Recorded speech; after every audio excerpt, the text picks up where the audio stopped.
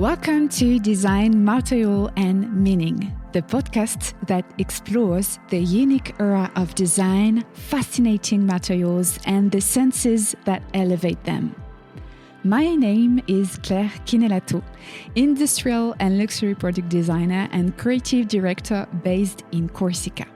Through this podcast, I invite businesses, entrepreneurs, creative souls, and designers to awaken your curiosity and discover exciting creations and topics. Together, let's look at the world through a new lens, the lens of global design. Let's get started.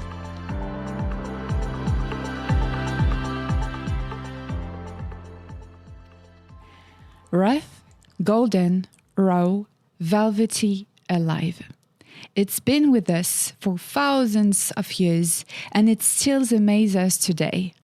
Though it may seem simple or familiar, it remains one of the most symbolic, historic and precious materials on our planet. I'm talking, of course, about wood. In this episode, you will rediscover wood through multiple perspectives and learn how to identify it using key elements. The goal? To broaden your view of this living material and give you the right tools to analyze, prioritize, and choose wood in a more thoughtful and responsible way. Let's take a moment to go back to basics with curious and open mindset. I invite you to walk with me into the heart of the forest, where we'll uncover the secrets, characteristics, and main applications of wood. Between practical tips and a few beautiful anecdotes, this episode promises to be warm and immersive. What is wood? We all know wood through its many spaces, textures, and seasonal changes. Yet when it comes to its language or its memory, wood remains deeply mysterious. And yet, wood is firmly rooted in an ecosystem of invisible but essential exchanges. It is a living, connected organism. Contrary to what was believed for many years, trees are far from isolated entities.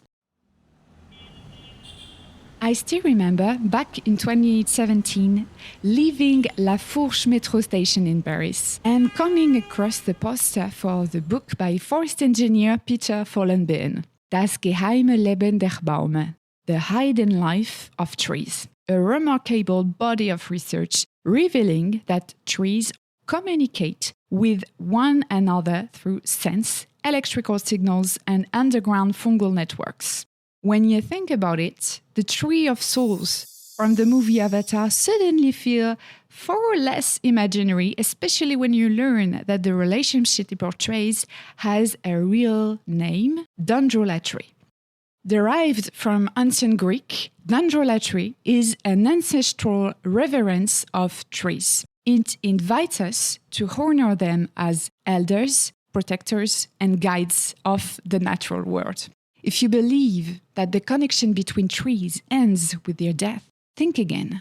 An ancient tree stump is capable of transmitting its topographical and environmental memory to its surroundings, helping neighboring trees adapt and thrive. Today, we know that trees are also capable of sensing a form of pain and expressing identifiable reactions to stress or even danger. A tree attacked by insects, disease, or fire can, depending on its species, send chemical warning signals to nearby trees. In response, they may activate natural defenses or even release flammable compounds to reduce the risk of fire, as cypress trees do, for example. As you can see, forests are far more than carbon storage systems. Woods provides habitat for countless species, helps slow soil erosion, retains water, and lowers perceived temperatures in our cities. Trees operate through a remarkably interconnected system.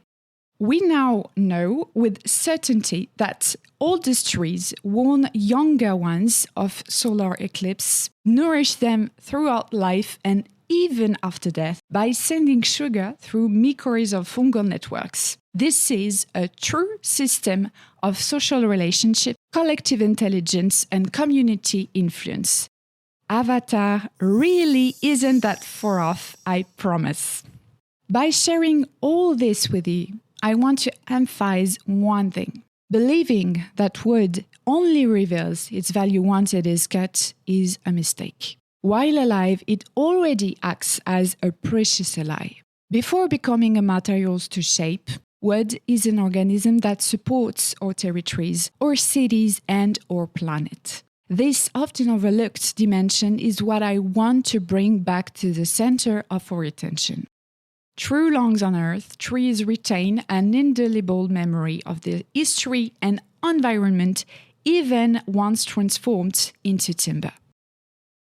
To truly understand wood, we must first identify it through several criteria: its family, its main characteristics, and its internal layers. When I mention hardwoods and softwoods, these terms are probably familiar to you. There are indeed two main categories of trees, and their uses vary depending on their family.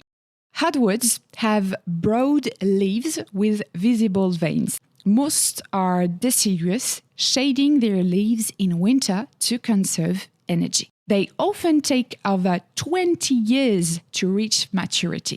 A small anecdote: the true color of leaves only appears in autumn when they stop producing the green chlorophyll. Hardwood timber is generally dense, strong, and durable, making it ideal for furniture, flooring, carving, and fine cabinetry. Colors range from deep tones to lighter shades. Examples include oak, walnut, maple, beech, birch, chestnuts, teak, epee, and many others.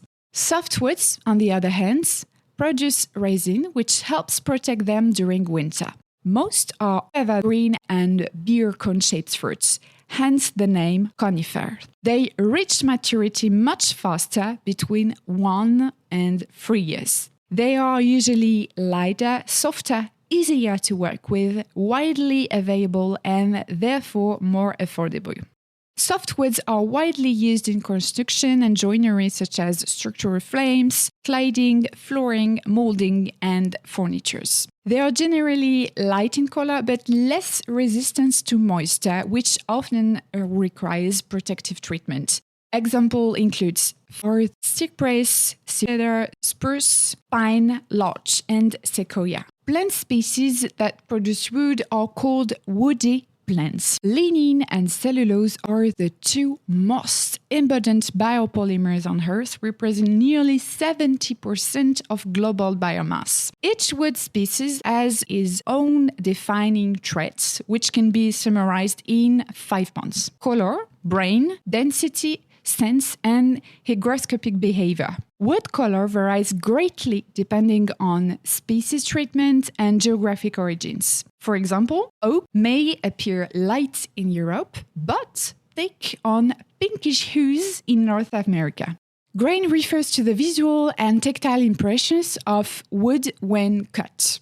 It depends on the tree growth, texture, and cutting direction. Density influences mechanical strength. Because moisture content affects measurements, reference density is always indicated at 12% of humidity. As for scents, wood offers extraordinary aromas found in cooking, essential oils, and perfumery, like cinnamons, sandalwoods, cedar, eucalyptus, rosewood, almond, oud, and much more. Finally, hygroscopicity refers to the wood's moisture content per cubic meter. It varies when ambient temperature and humidity, causing dimensional changes. Wood needs time to reach hygroscopic equilibrium where its moisture stabilizes.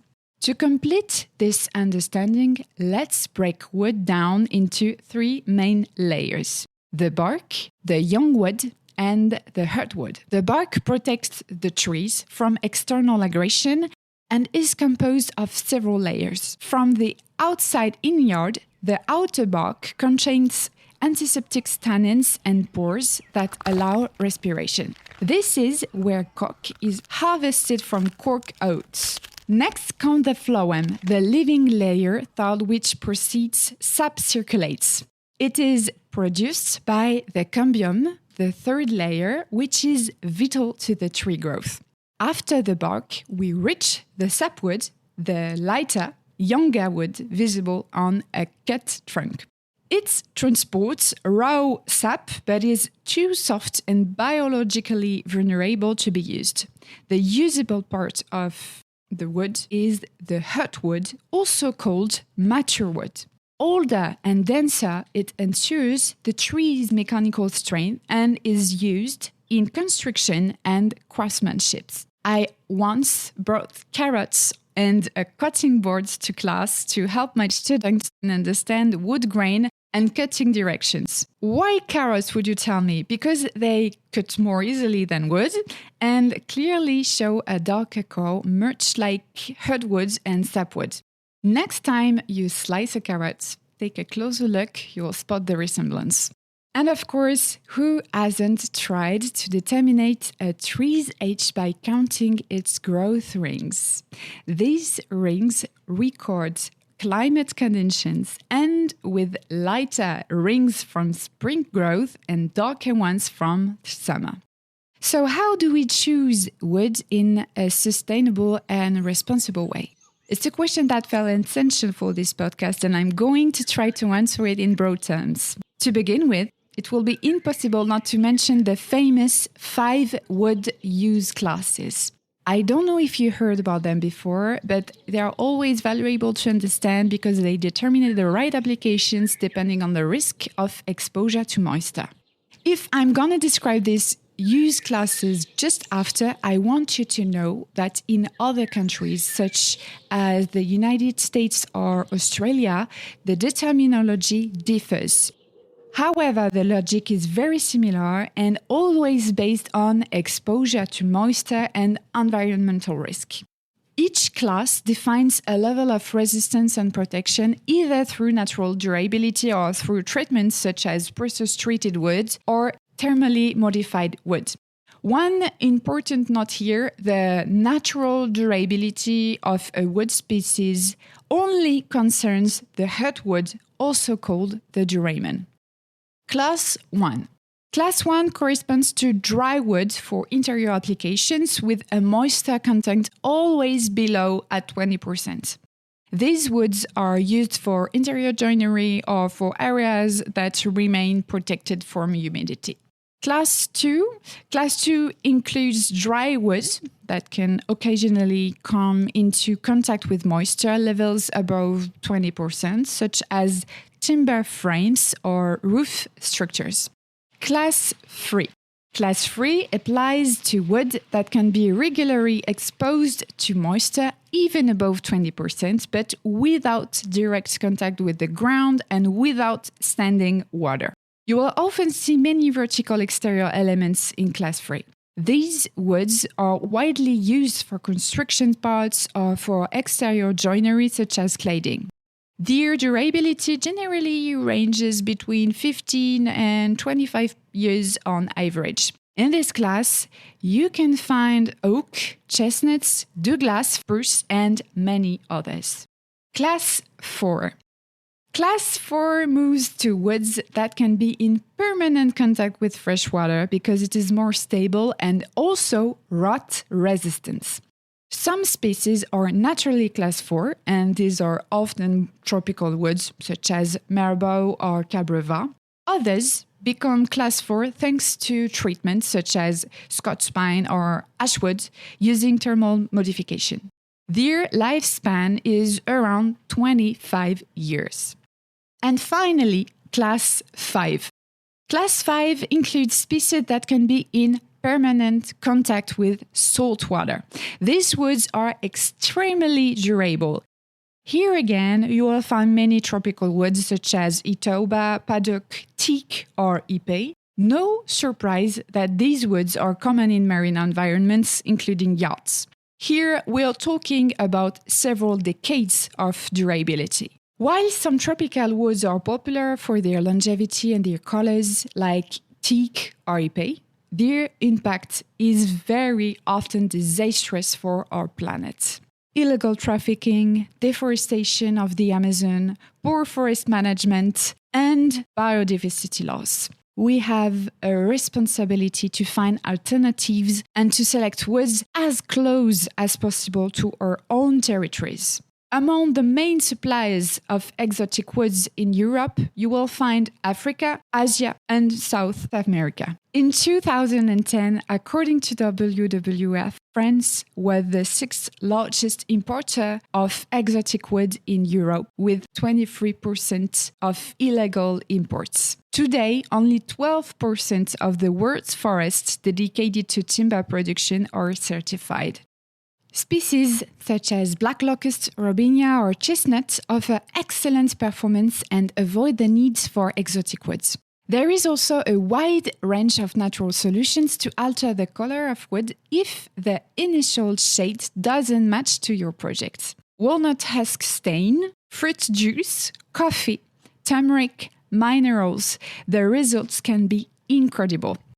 Beyond legal issues, there are additional tools that aim to guarantee responsible forest management through the timber market, such as PEFC and FSC certification. PEFC. The PEFC label, Program for the Endorsement of Forest Certification, is an international certification that is particularly well recognized in Europe. It focuses on sustainable forest management and guarantees the traceability of certified forest products throughout the supply chain. This label is built around four main criteria: preserving biodiversity, protecting soils and water resources, managing forest stands, and promoting responsible forestry practices. However, PEFC does not include environmental, social, and economic standards in the same way. And that's where FSC comes in. FSC, the Forest Stewardship Council, currently represents 195 million hectares certified in 83 countries and 33,000 companies. This demanding label is based on criteria that go far beyond the wood itself. You'll also find it in paper and cardboard production. One important warning thought: it does not take into account the project's quality aspects, nor the treatments it may have undergone. The FSC criteria cover three major dimensions: ecological aspects, protection of forests with high ecological and cultural value, encouraging natural regeneration, reasonable and adapted harvesting, soil protection, GMO prohibited, etc. Social aspects, respect for indigenous people with workers, creation of local jobs, etc. And economic aspects, strengthening the local economy, valuing forests products and services. So keep an eye on your purchases. Look closely at the wood species you're buying, whether it carries label and where it comes from. This episode is already coming to an end. I hope it inspired you and made you want to integrate this wonderful material into your project and to see it from another angle. Thank you so much for listening to Design Material and Meaning. If you enjoyed this episode, feel free to share it. Leave a rating or a comment. Every small J-star is a huge support for this channel, and it always makes me so happy to read your feedback. See you very soon for the next episode, where we'll explore other facets of design, its materials and its senses. Until then, take care and stay curious.